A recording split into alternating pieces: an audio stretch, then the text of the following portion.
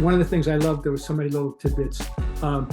Worthy talking about Larry and in reference to the Dr. J thing. And there's been different stories told about what happened that night, and including that Larry wasn't saying anything. It was ML Carr that was doing the trash talking.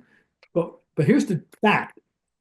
The fact, at the moment of the fight, Larry had 42 points in only the third quarter, and Dr. J had 6. And somebody was going 42-6. I'm sure Larry didn't know how many points he had. But Worthy talked about Larry's trash talking. And he calls Larry the a-hole. He calls him an asshole and says, and he knows why, quote unquote. That's what Worthy says about Larry. That's one I never heard before, okay? That he's calling Larry an asshole and saying he knows why. So that's part of the fun. That was unearthed in this. They got that one out. Worthy's enjoying himself in this whole thing. I can tell you that. So.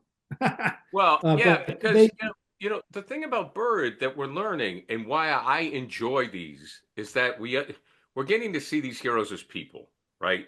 And again, oh, I know it's kind of, but where Larry isn't perfect, Michael Jordan wasn't perfect. I mean, Bob Gibson wasn't perfect. A lot of Yaz wasn't perfect.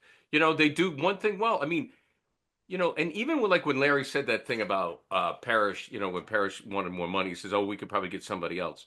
But as you pointed out, have pointed out in the past, but Larry would never hesitate to give the ball to Robert. Larry could have just been saying that thing off the top of his head. But it's kind of a dick thing to say. I mean, Larry could be a prickly dude. Well, wasn't no. I was surprised. I don't remember it, but it's there. We saw it. It happened. They got the clip, so he did it. And no, it was a bad thing. It wasn't the right thing to say, and it was. He should have known better. And as I said later on, I think he certainly demonstrated his fidelity to Robert as a player.